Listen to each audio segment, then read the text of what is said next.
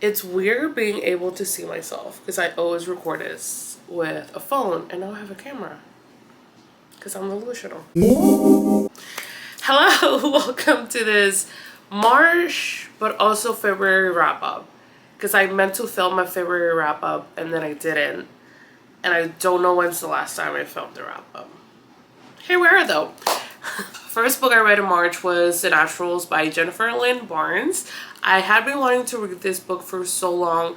I think it was one of the first book recommendations I saw on TikTok way back in like 2020. I screenshotted it. I had it in my Amazon wish list and I never got it. It sounded instantly interesting to me because I do love Criminal Minds. And then I never bought it, and then it got the hype on TikTok recently and I really wanted to read it, but I again never bought it. And then it wasn't Kindle Unlimited, so I said, you know what, my time is now. Bad thing about starting series is you want to read the rest, but I'm trying to control myself because I need to read my physical TBR. I really need to. So I've only read the first one. I loved it so much, even though it's a YA and I don't really like reading YAs, just because it is way out of my age range. So it's really hard to kind of relate to, but I really did enjoy it. I don't really have that much to say. Again, it truly was an ode to Criminal Minds. It felt very much like that, but not so much I'm ripping off the show. It is its own thing. Each kid or young adult person has its own ability, so it's really nice to see them kind of bouncing off of each other. Did not enjoy the slight love triangle there's in the book, which obviously they're gonna further develop as the series go. I just, in general, I'm not a huge love triangle fan, so I rarely ever love that aspect on a book. I feel like whenever I'm watching book review video or TikTok, everyone's like, I kind of knew where it was going with the plot twist. I never know. I am reading the book, I am comprehending, but there's nothing up here because I almost never see them coming. So I did not see the plot twist on this book coming. I thought it was going in a different direction, was thoroughly and pleasantly surprised by it. 5 out of 5. Right after that, it's funny because I really want to read off of my TBR and my physical TBR, and these two books were not on my physical TBR. They're just Kindle Unlimited books.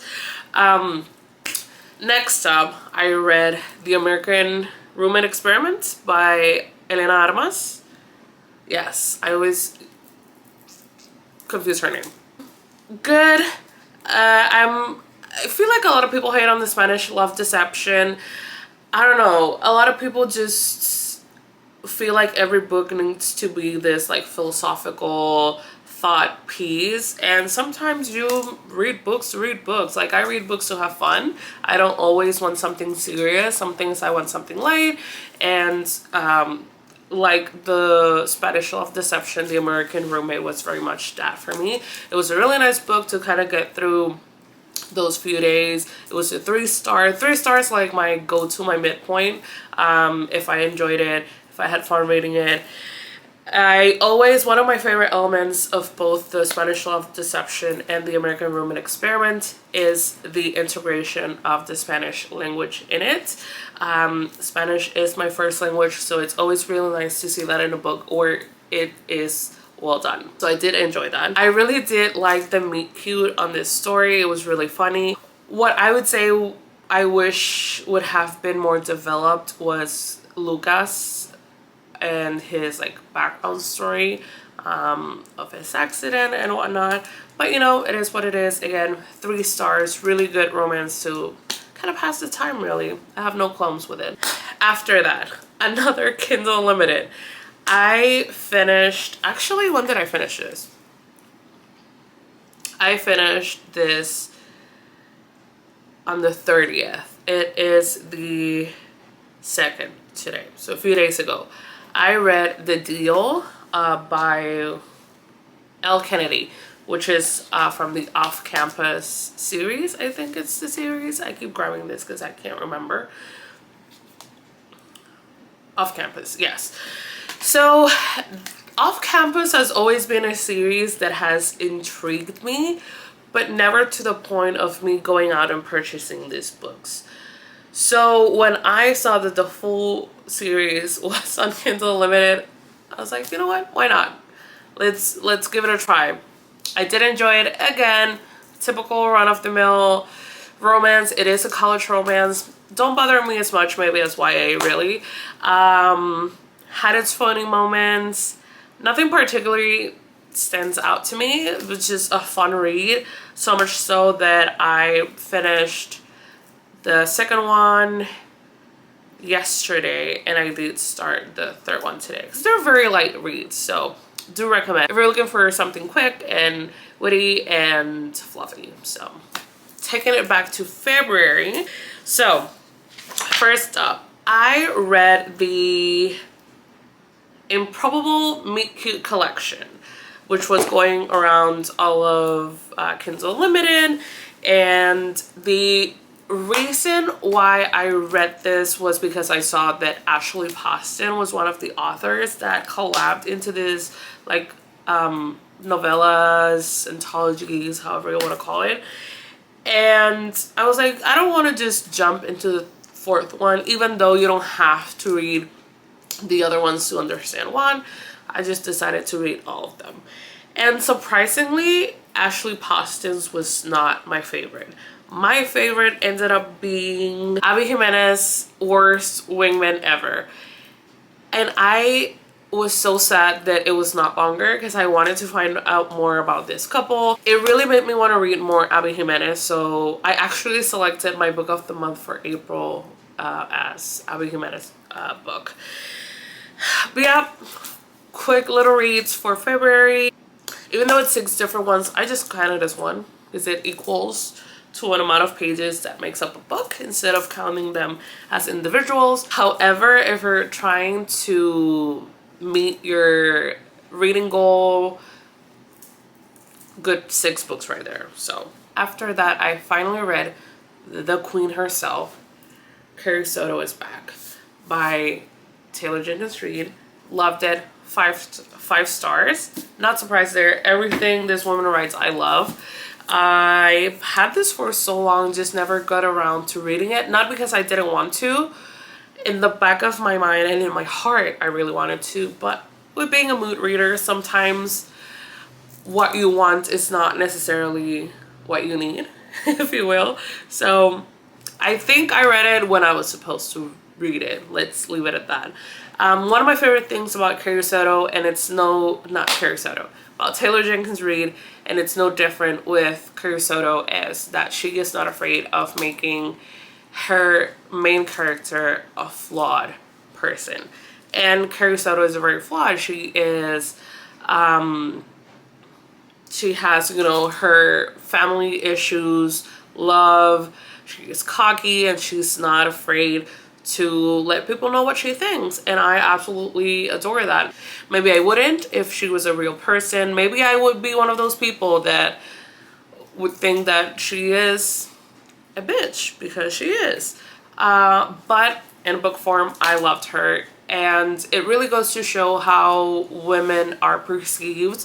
It doesn't matter how much you train, how your achievements are, it always comes down to your attitude. You know, you have to be coy, you cannot be self-assured, you have to be this little person that, oh my god, I cannot believe I'm at where I'm at. You know, to quote Taylor Swift, if I was a man, I'd be the man. I loved how she had this inner conflict of tennis being something she loved so dearly because it's something that she grew up doing with her dad, but also constantly needing to be the best, which didn't always work well for her,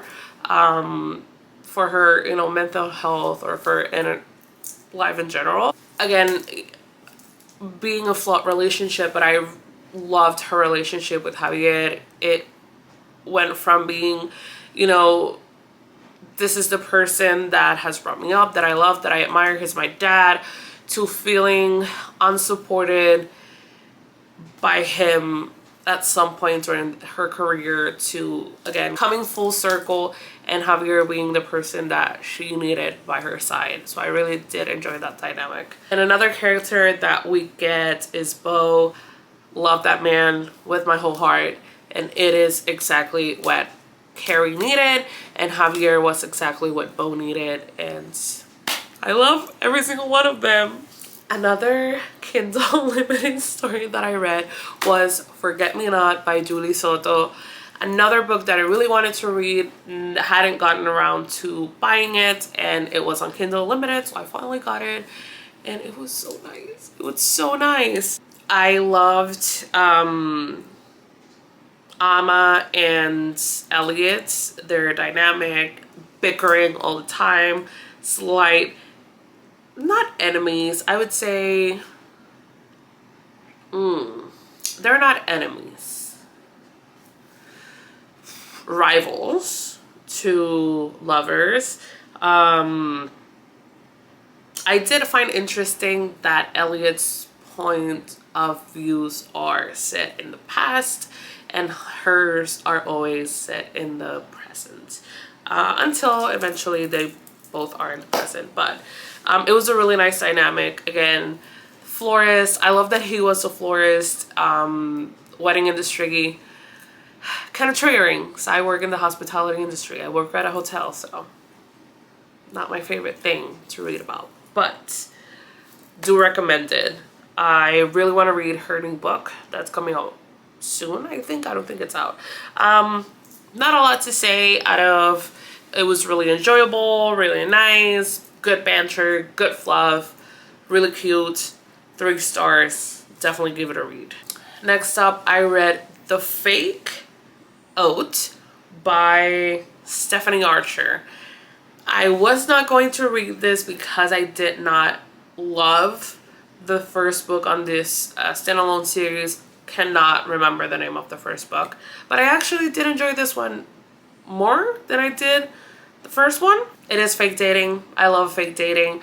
I do remember liking Rory and Hazel's banter, bickering on the first book, so I did enjoy that dynamic, their little hustle and tussle. And again, this man was gone for this girl immediately. He did not hesitate when she propositioned a fake relationship. He dived in head first.